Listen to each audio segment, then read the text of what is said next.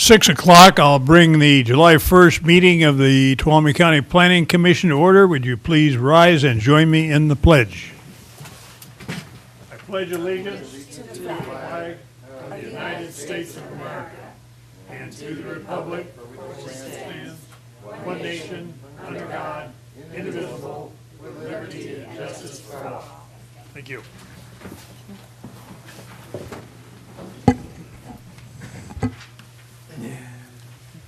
Okay, starting out with Planning Commission business. Item 1, reports from commissioners and staff. Staff, any report? Thank you, Mr. Chairman. I'd first like to report that we have no items for your meeting on July 15th, so we will be canceling that meeting. I do not know yet if we will have items for your meeting on August 5th, so we will let you know as soon so you can make your plans. This evening, you were given an excerpt from the fiscal year 2014-15 grand jury report. The grand jury selected the Planning Commission to investigate. Staff met with the grand jury early in the fiscal year to talk about general planning procedures, and then the grand jury has different committees, and they decided to focus on the Planning Commission itself. At this point, this is just giving you a copy because you are the subject of the report. The way the grand jury reports work, this is a review that's been done by members of the public who've been selected by the court to sit on the grand jury. They look into a variety of issues. Some of it's very routine, some of it is based upon complaints. They haven't indicated that they received complaints about the commission, just again a general review.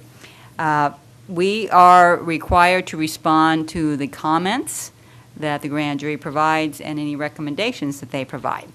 In the last couple of years, the grand jury has actually specified in the reports, and when you review that section, you'll see it'll say response, and it may see the Board of Supervisors, the Planning Commission, Community Resources Director, meaning that they want a response from each of us. And so I did note in my quick review of this section that they have mentioned in a couple places they would want a response from your commission. How you wish to do that, this is not on your agenda tonight, so we'll be bringing it back, but I've had one suggestion so far that perhaps you as individuals would like to write responses, and you could email them to me, and then I'll compile them into one document to bring back to the full commission, for the commission then to have an official response. And so what we'd be looking at, or the earliest would be August 5th meeting, which means I would need to have your comments about 2 weeks before that in order to get it on your agenda. But the key point is this commission would review and approve the response that The Planning will be Commission's made. response, yes.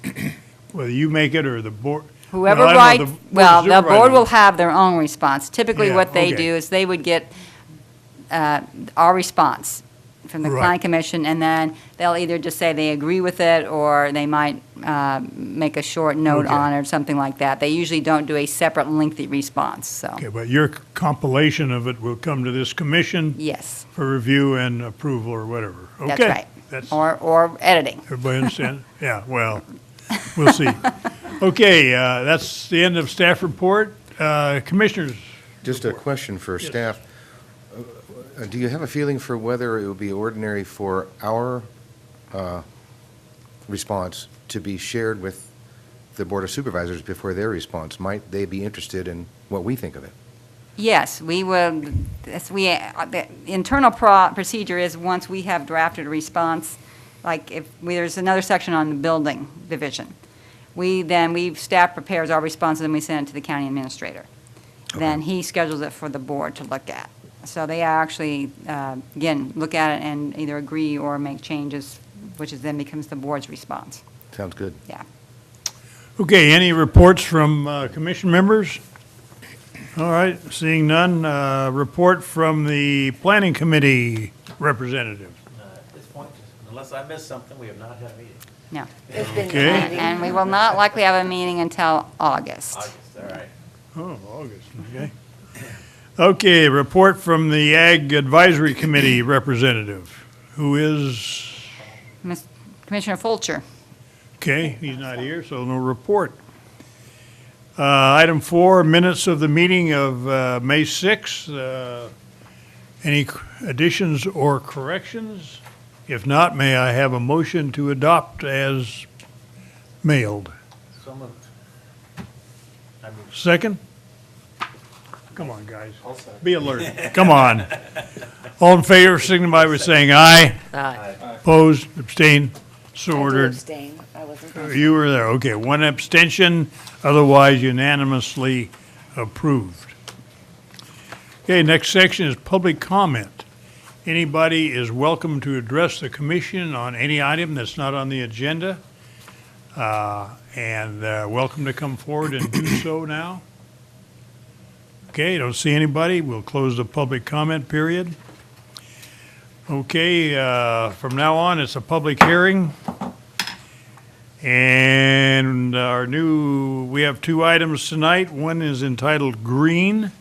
It's a zone change to rezone 4.3 acre portion of a 41 acre parcel from AE 37 to open space. Staff report. Thank you, Mr. Chairman. Daryl and Kim Green own a 41.8 acre parcel that's located at 11050 South Ponderosa Way, which is off of State Highway 120 in the Groveland area. They are asking for your support this evening to rezone a portion of their property consisting of 4.3 acres from exclusive agricultural 37 acre minimum to open space. They are requesting this zone change to facilitate a lot line adjustment with their neighbor to the east, which is Assessor's Parcel Number 66-171-39. That parcel, it currently consists of 15.8 acres, and the lot line adjustment would transfer the 4.3 acres proposed for open space to this parcel, creating a 20.1 acre parcel. The open space is being requested because the project site is zoned AE 37. The property to which the 4.3 acres would transfer is zoned A20. Under the zoning ordinance, through a lot line adjustment, you cannot create another primary zoning district on the parcel, with the exception with open space. And so the property owners have chosen to request open space in order to expedite this process. And through this process, we did notify adjoining property owners. We received 2 responses, both in favor of the proposed rezoning. Any questions of staff before we go to the public? Okay, with that, we'll open the public hearing. The way we run this, those in favor of a project are able to speak first. Those opposed speak second. There are opportunities for rebuttal and surrebuttal, and also any comments that are neutral. So would anybody like to speak in favor of the Green project? Don't see anybody. Anybody would like to speak in opposition to the Green project? Anybody would like to speak neutrally on the Green project? With that, we will close the matter, bring it back to the board for action. Mr. Baker. I'll make a motion unless there's some further discussion. Yep. I recommend that we approve the zone change RZ 15-004 based on findings A through D. I'll second. Motion and a second. I might comment to staff that it's good to have that recommendation up front rather than buried in the document, which I think is a positive change. Yes, the supervisors request that now that they have their iPads. It made it more difficult. We used to use colored paper to highlight for them where the recommendation was. So they do prefer this. You'll see the next report, however, was prepared before we changed the I format. understand. So I don't have an iPad, but I still like it. So. It is nice. Okay, I Okay, will good. call a question unless there's any further discussion. If not, all in favor signify by saying aye. Aye. Those opposed, those abstained, matter is passed unanimously. Thank you. Second order of business has to do with South Shore Lake Tulloch. And it's an ordinance for a zone change, conditional use permit, tentative subdivision map, and a variance. And with that, we'll go to the staff report. Thank you, Mr. Chairman. Roland Richardson and Roland Jean Salmon own 16.79 acre parcel that is located on the south shore of Lake Tuolumne, next to the Blackjack Bluff subdivision. Over the years, 10 of the 12 parcels that border them have constructed boat docks on the Richardson Salmon property. And the aerial photo on page 20 is probably the best way. It's, again, a picture's worth 1,000 words. So it illustrates exactly the situation here, where there are several docks or other structures that were built over property lines because this portion of the project site is below the water. And so, it's, again, over the years, this has happened to occur. And now this project is a proposal to correct that situation. This would facilitate a tentative subdivision map that would allow adjusting a total of 1.9 acres from the Richardson Salmon property to 12 adjacent parcels. And in order to do this, for the same reason, because of changes, different zoning districts, they are asking for open space zoning along the frontage of those parcels that will be transferred to the other owners. That then creates a situation with boat docks are a conditional use in open space. So we're proposing a conditional use permit that would allow the existing docks to remain and also would allow them to maintain them. And for anyone who doesn't have a dock or who wants to modify their dock in the future, the use permit would go ahead and cover all of that. So we're trying to do this in one fell swoop. The tentative subdivision map, under our local land division ordinance, you can use a lot line adjustment process, which is a very simplified process for 4 or fewer parcels. For more than that, it kicks it into a tentative subdivision map, which has very specific requirements, such as for access standards, meaning that Tulloch Road would have to be improved, and some other things like that come into play. However, there is a provision in our land division ordinance which allows for a variance to be used to the subdivision or land division rules. And so the last component of this project is to approve a variance that would allow this project, because of its nature, to be processed as a lot line of the lot line adjustment rules, the simplified rules, even though it is a tentative subdivision map. So those are the various components of this project. We did contact adjoining property owners. We received 3 letters in opposition, and those are included in your package. And I think this is another case where maybe there was it was not clear what the project was based upon the comments that they're assuming there's going to be more development. And this project, of course, is to recognize what is already there. There were 2 letters in favor and 1 letter from one of the applicants. We did receive an email today, which has been distributed to your commission, and this is one of the property owners in the project, and her concern called us today. Again, if you look at the aerial photo on page 20, her parcel is 63-36008, which is on the westerly side of the project. Her concern is about the neighbor on 07, who has done grading in the past, and she's concerned that additional grading has occurred. We did issue a grading permit in 2012 in which that corrected some of the grading. There was a retaining wall constructed. Now, based upon her comments today, we'll go back out there to see if any additional work has been done prior to the Board of Supervisors meeting to try to resolve that. The only other issue I need to comment on is that the applicant's representative, Land and Structure, who is here tonight, advised me that there is actually a little change in the configuration of the open space. It would extend a little further to the west and would also fill in the gap between, across parcel 27. So I've just asked your commission to consider that in your deliberations this evening. Could you repeat the part about parcel 27? That's the one that That's doesn't appear the to one have... where there was already a lot line adjustment done with this parcel a couple of years, several years ago, like 10 years ago.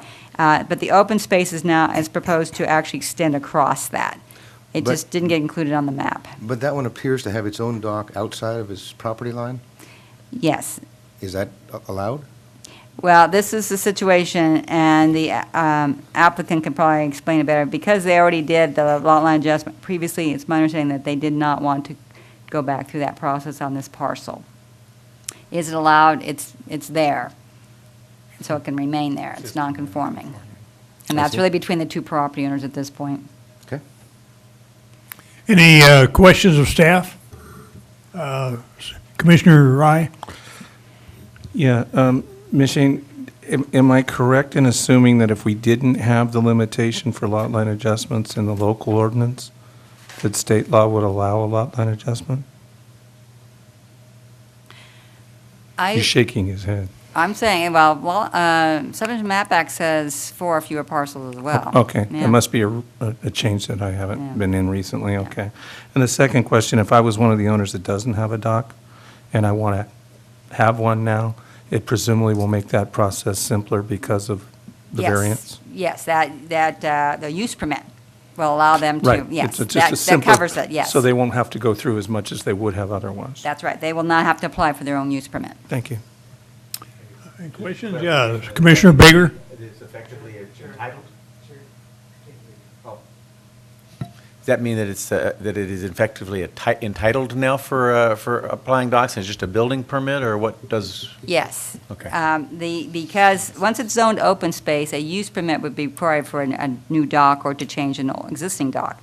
So by granting this use permit to recognize what's already there and to allow future improvements, such as a new dock on a parcel that doesn't have one, it certainly streamlines the process for them. So it's already permitted. They will have to get not only a building permit, but they have to go and get a approval from Tridam, who actually operates the lake. Okay. So there are safeguards in the conditions of approval that they'll still have to meet. Any questions? I have one, I guess, Mr. Richardson and Mr. Salmon, they own the land now?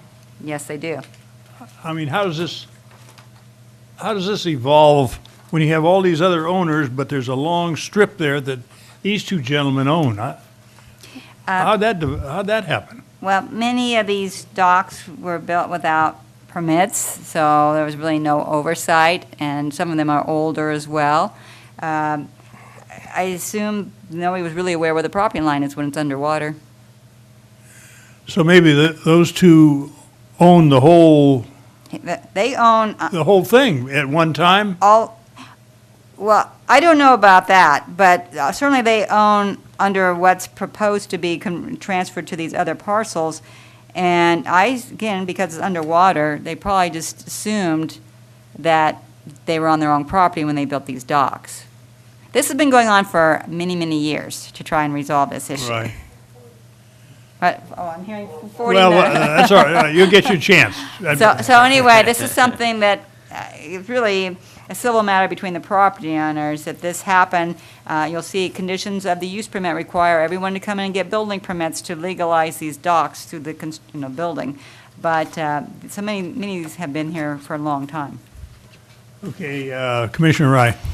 So likely what happened here is that you've got a pre-existing ownership before the lake was there That's, of the property underneath for those folks, and then, I mean, I was under the impression Tridam owned that property to the 515 elevation when I worked here. That was a mistaken impression, I guess, but apparently there was an underlying ownership from back when, and the lake level just covered it up. This is going to become clear when That's not all that uncommon, unfortunately, along the ocean as well. Okay. Any other questions of staff? Seeing none, go to the public. Those in favor of the proposed project welcome to come forward and address the commission. Thank you for the opportunity to speak, Commissioners. My name is Richard James. I'm the Associate Land Surveyor at Land and Structure. I am the surveyor that's working on this project with these multiple property owners, and I'm in favor of it and would love to answer any questions or clarify anything that needs clarification today. Any questions for now? I see none. Thank you. Anybody else wish to speak in favor?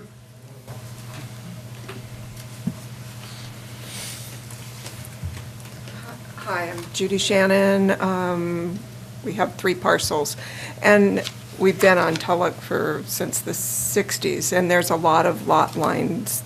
And Tridam ended up selling off theirs to the property owners around the area, like you were saying. So what Salmons and Richardson really wants to do is get rid of us as their liability, because they have never claimed the land. And by it adding on to our property, it makes our property more valuable, which property taxes will be more beneficial towards the county too. Any questions? All right, thank you very much. Anybody else wish to speak in favor? Seeing no one, all right. Those who would like to speak in opposition to the project, welcome to address the commission. Don't see any of those. Anybody that would just like to speak neutrally? Don't see any of those, and with that, we'll close it, bring it back to the commission for action. Discussion, questions, action, whatever you want. Cole? Good. I'm still trying to figure out how to approve the motion. Okay, well, the staff recommendations are on page 12. 12. Yes. Mr. Chairman, wouldn't you like more than one motion? There's quite a lot here. Pardon? Wouldn't you like more than one motion? No, There's one quite a motion lot. could cover it, as long as you enumerate the various recommendations that are in there. We only need one motion. I will make that motion. I recommend, or I move that we approve the zone change, RZ 14-012, based on findings A through D. Okay. I recommend, or move that we approve the conditional use permit, CUP-14-011, based on findings and subject to conditions 1 through 17. The findings are A through G. And I move approval of the vesting tentative subdivision map T14-027, based on findings A through D, and subject to conditions 1 and 2. I also move the approval of variance VAR 14-002, based on findings A through E. Okay, we have a second. I second that. Thank you. Motion is second. Further discussion? Questions? Okay, I call the question. All in favor signify by saying aye. Aye. Opposed? Abstained? So ordered on a unanimous vote. That's it? That concludes our agenda for this evening. Did I win the Anybody? pool? At a half hour?